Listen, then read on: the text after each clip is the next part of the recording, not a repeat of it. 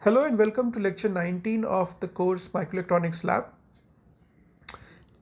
In this module, we will give you a laboratory demo of ultra low temperature liquid uh, nitrogen characterization unit, particularly ultra low temperature or liquid nitrogen probe station. We will give you a brief introduction in this course of low temperature characterization and why they are required and important. We'll give you a brief overview of low temperature probe station, particularly the liquid nitrogen probe stations. We'll talk about different parts of the setup like pump, peripherals, various things. Then we'll walk you through the sample handling and sample loading aspects and aspects related to vacuum measurements. And finally, we'll talk about interfacing the low temperature setup with rest of the things for conducting low temperature measurements.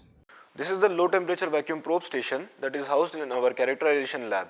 This is a special type of probe station that is used to perform very specific type of studies on devices and circuits. Mostly there are vacuum measurements and temperature measurements that can be performed in this probe station. The vacuum studies are important because they emulate the pristine packaged conditions of devices and circuits, and that helps in the final device testings. Coming to the temperature part, different operating conditions can be emulated with the different temperature ranges that are possible with this probe station. And coming to the physics point of view, the different type of transports occur at different temperature ranges, and that also can be studied when we mount devices in our probe station.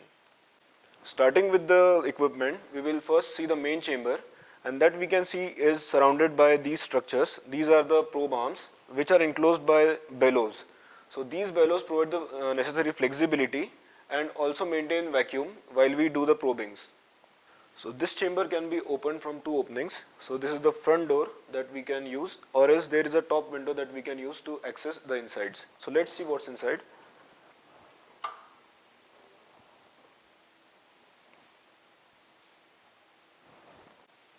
These are the insides of our probe station that you can see. This is the large sample stage mount inside the chamber where we can load multiple samples and we can hold them down with the clamps. These are the stepper motors inside the chamber that help in the stage movement. These are the copper coilings that help for the cooling. These are the thermal shortings that can be seen attached from the copper coilings to the stage, so as the complete chamber remains at the same temperature. And there are various temperature sensors mounted inside that we can see, and the feedback controller uses it to maintain same temperature inside. So after the insides, let's go to the back side of the equipment to check out what's there. So at the back side of the chamber, we can see there are 8 vacuum sealed outlets which connect to different types of peripherals. So here, starting from the left, we have a vacuum gauge. So this tells about the pressure inside the chamber. Then we have the vent valve that helps in venting the chamber before opening it. Then we have a ground connection. So this is the ground that connects to the sample stage. So as we have a backgate configuration. Then we have various electronics that goes inside and comes out, as these have the connections to various temperature sensors. Then these three are the stepper motor controls that connect to its own controller, and this is the copper coiling that we use for low temperature setup. At the end of the probe arms, we have the controls for X, Y and Z movement for the probe tips, and electrical connection as well. So this is a coax type connector which we can use to connect it with an SMU for electrical connections like this. And in the screen we can see the Y movement being done and the X movement being done. So similarly, there is a movement for Z axis also. So using this, we can control the probe tips and use for probing the devices. Overall, we have total 6 probe arms similar to this one that we have seen. There are 4 DC and 2 RF probe arms. So we can interface suitable SMUs with our probe station and do suitable measurements. On the top window of the chamber, we have a high zoom microscope mounted, which its output can be seen on the screen here. So this microscope is used to help in probing the devices. On the top of the table besides the chamber, we have some electrical peripherals kept. So this is the turbomolecular pump controller that is used to control the turbo pump. This is the stage controller that is used to control the movement of the stage in X, Y and Z. So as we can see on the monitor, we can use this joystick to move it. This helps in probing the devices, and besides this is kept a LED controller. So this is a light for the microscope which is used. Everything we have seen so far about this equipment is mounted on an active vibration isolation table. So this has its own dedicated compressor, and this can lift this whole equipment. Next to our low temperature probe station, we have an equipment rack where various electronics are kept. So here is the stepper motor control that controls the XYZ movement of the stage. Besides it is the temperature controller. So this is a feedback based temperature controller so that we can achieve a target temperature. Then we have space for various SMUs, like a 4200 is kept here. Other SMUs can also be used, and there is a PC kept here dedicated to this equipment. We have seen that at the backside of the equipment there is a provision to interface some cryogenics for cooling. So in our system we use a liquid nitrogen cooling system which is open loop of nature for cooling it. So here are the relevant accessories that we use for the low temperature measurements. So this is a self pressurized container known as a Diwar. So this is of 50 liter capacity which is used in our lab, and this provides us with the long duration of measurements capability. Then we have relevant fixtures. So this is used for filling of the Diwar, and this hose is used to interface this Diwar with our equipment. Let's start with the sample loading in our equipment. So any vacuum system that is usually we use is usually to be kept in vacuum only. So this equipment also in its resting state always stays in vacuum. So to get it to ambient pressure before opening it, we will have to use the vent valve that we saw at the back side of the chamber. We are at the back side of the chamber and we can see the vent valve here and the pressure gauge here. So we can see the pressure is 2 orders lower than the ambient pressure. So we will slowly open the valve and let the pressure reach to the ambient pressure, and then we will open the chamber. So we will slowly open the valve and we will wait for the pressure to reach to ambient pressure. Since we will be coming to the cryogenics part, it is very important to be careful while handling such low temperature things. So here we have the relevant PPEs. This can look different at different places. So this is a boot and gloves that we commonly use. So there is apron also, and we have to use it carefully while handling these cryogenics. After venting the chamber from behind, once it is reached to room pressure, then we will open it.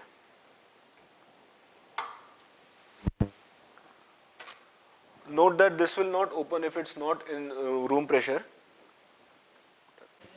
Once the chamber is open, now we will make our stage to come into our loading position. So we will ensure that it is at the Z minimum by pressing the flatten down button on the joystick, and then we will move it out so that we can load our sample easily.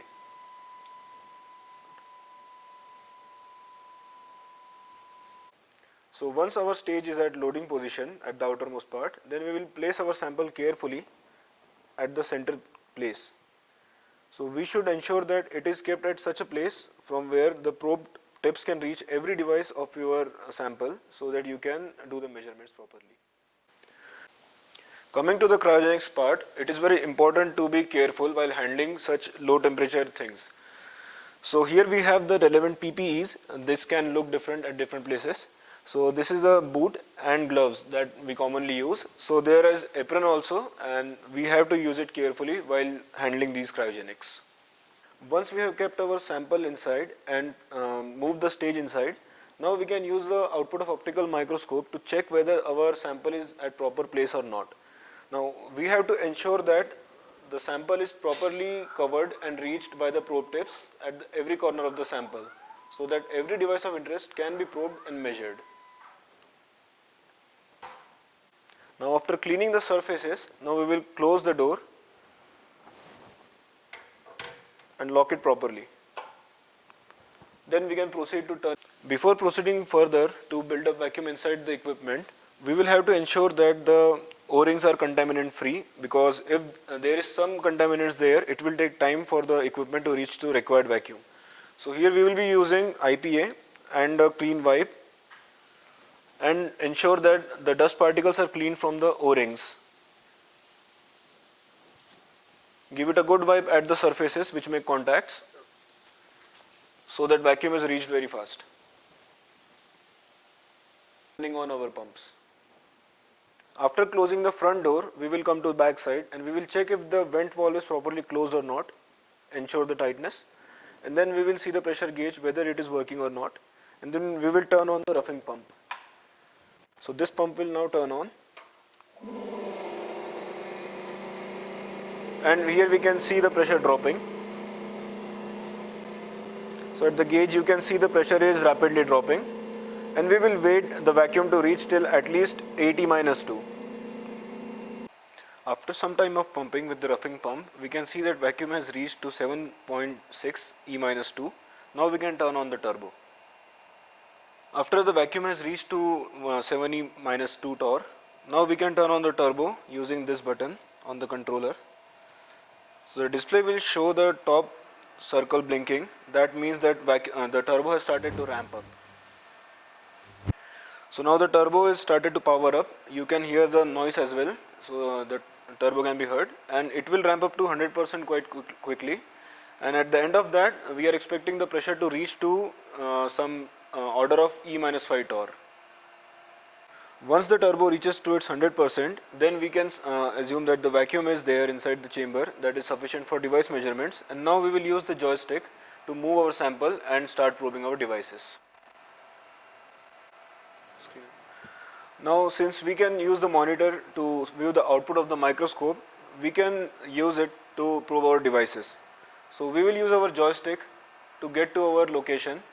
So suppose we are going to probe these two contact pads. Now we need to zoom in.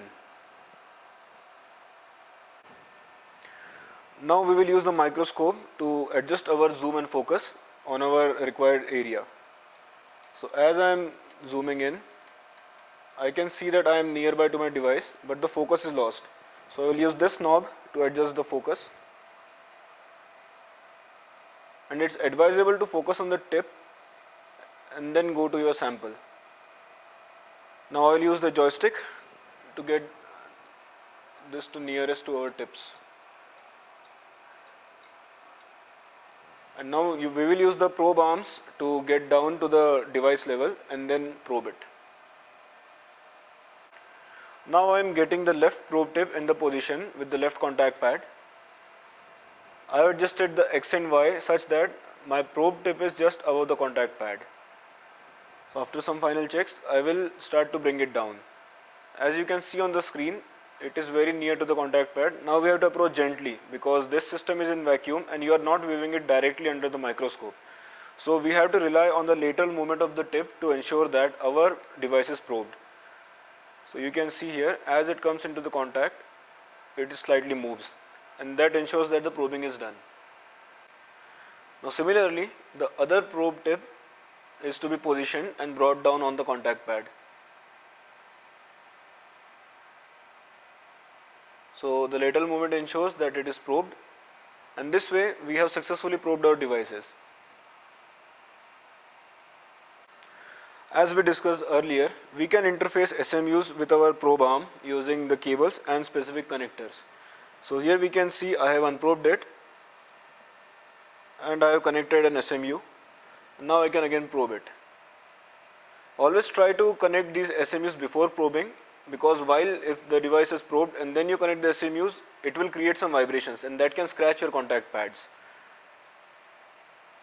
Now this is having an electrical connection with SMU and we can run our tests now. Till now we have seen how to do the vacuum measurements. We have successfully probed our devices, and now we will discuss how to interface our DVAR with the equipment so that we can go on and perform low temperature measurements. So coming behind the equipment where DVAR is usually kept, this is the attachment that we will use to connect the DVAR to our low temperature probe station. And for the tightness of the fixtures, we will use this Teflon tape to ensure that our joints are completely sealed and the liquid nitrogen doesn't leak out. So once we fix this attachment, we have to ensure that this is tension free and should not bend this pipe which is nearby to the equipment too much, because if there is a high amount of bend, then the liquid nitrogen might leak from some edges. So once we ensure the tightness of the fixtures and our joints that we have fixed, we will turn on this knob to let the liquid nitrogen flow in our copper fixings that are inside the chamber. So there will be noise coming because it is an open loop system, so the nitrogen will escape from an exit.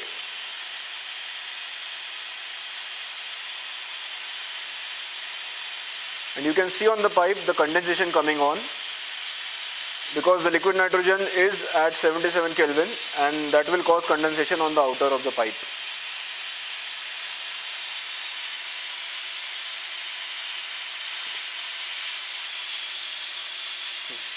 So this is at the back side where our copper fixings are there to interface our diwar with the equipment. So here you can see that this is the input pipe that goes into the copper fixture, and this is the outlet. So here the liquid nitrogen converts into gaseous phase and this escapes from the equipment, and from here it goes in as a liquid nitrogen and it will instantly cool the insides of the chamber.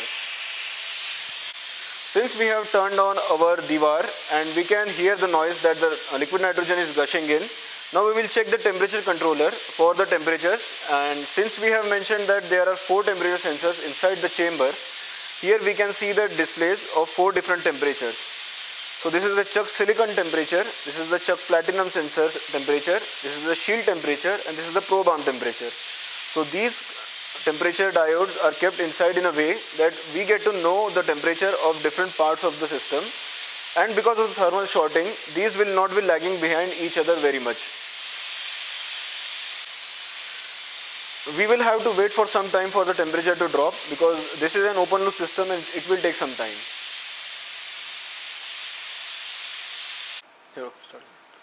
So here we have started our diwar some time ago. So we can see that the temperature has reached to approximately 230 Kelvin, and this is the temperature controller. So this takes input from 4 different sensors inside the chamber, and we can use the same to set our temperatures. So here, as you can see at the set point, we can set a required target temperature. Suppose I set it to 235, and here we can select the ramp rate, the different values for P, I and D, because this is a PID controller for precise control, and then we can press on output enable. So this will show a warning that it will be turning on the outputs and it can be dangerous if it is left open. So we have to ensure that the connections are proper. Then we press OK, and then we go to the status screen. So here we will monitor the temperature and the different outputs of the heaters. So now, since we are at the status screen, we will enable the output. So this shows the DUT temperature that relies on a sensor that we must have placed with our sample, and then it will show some output 1 and output 2 heater powers. Since our cooling system is an open loop system, so we have to periodically check about the pressures of diwar, and we have to check at the outlet of the pipe, that is at the back side of the instrument, for leaks of liquid nitrogen. So we have to optimize the flow accordingly so that we can achieve the equilibrium temperature faster. So now, since we know what does the temperature controller do, now for an example, I have set the set point to be 230 Kelvin, and now we will be waiting for it to stabilize at 230. So this is almost 230 Kelvin. Here we have in the equipment rack an SMU from where we have taken some outputs and connected it to the probe arms. Here at this probe arm we can see that the output is connected and the probe is in place. So now this we can proceed with device measurement, and we can just probe it and do one measurement. So we will proceed with firstly disconnecting the electrical connections. So we will remove the connection from the SMU. We will turn off the controller output, temperature controller output, and then we will turn off the diwar. So we have turned off the heater control from the front panel. Now we will turn off this diwar so that we can stop the flow of liquid nitrogen from our equipment, so that we can wait for the temperature to return to the normal. So you can see the condensation and the ice being here on the fixtures. So this is quite normal because our system is open loop, and also this gets very cold, so the water gets condensed and then it crystallizes to form ice here. So there is nothing to worry about, but we need to take care of the things that are beneath it. So we can use some kind of plastic or something else to redirect the ice whenever it melts away from the pumps and away from the other connections. So now after ensuring that we have turned off our temperature controller and our DVAR, those were the temperature related things. Now we will wait the chamber to return to the normal room temperature before doing anything else. So after our device measurements, we have carefully unprobed the tips, and then we have disconnected the SMUs. Then the temperature equipments, we just turned off the controller and we turned off the DVAR. Now the equipment will be returning to the room temperature slowly, so we will have to wait before opening it. We can see that the temperature of the chamber has reached the room temperature. Now we can proceed to opening the chamber. Note that this chamber cannot be opened while not at room temperature, because at lower temperatures, if we open it, there might be a condensation problem, and if we open it at higher temperature than room temperature, there might be some adsorbates that may contaminate the chamber. So we have to be careful of that. Now we will proceed to turning off our turbo pump. We have to turn off the turbo, so we will first press this button. It will ask if we want to stop. Note that there is a blinking of the lower LED, so it suggests that the turbo is powering down. Now we will wait for the turbo to reach to 0% and then we will proceed to turn off our roughing pump. The speed of the turbo has reached to 0. Now we will proceed to turn off our roughing pump. Just note the pressure gauge, and we can see that the pressure value is still at a value nearby to 5e minus 3, which is still 5 orders less than the room pressure. Now we will turn off the roughing pump and we will wait for the value to come to about 2 orders less than room pressure that we saw earlier while we load the sample. Now we can see that the pressure is dropping and it will go till at least 2 orders less than the room pressure. So we will wait for that and then we will open our vent valve. So here's the vent valve as you remember from earlier. Now we will slowly open it.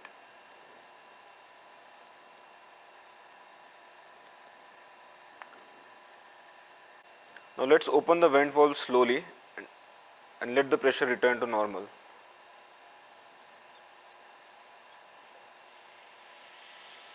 Start it out very slowly because the gushing air inside might lead to some adsorbates inside the chamber. That might lead to contamination. This will take some time and then we will open the chamber from our front side. Now let's open the front door of the chamber to unload our sample.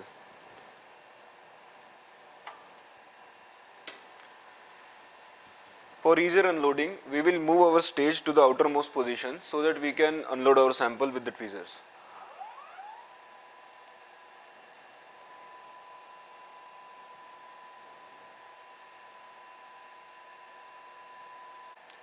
Now take out the sample very carefully out of the chamber and place it carefully.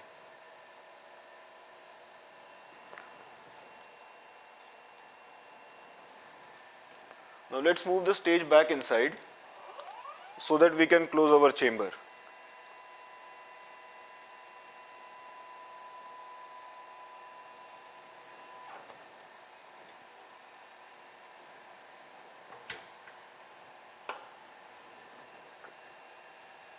Now the chamber is closed. From earlier we remember that this is a vacuum chamber and its normal state is to be kept in vacuum. So we will turn on the roughing pump and let it reach to some vacuum value and we will keep it there only.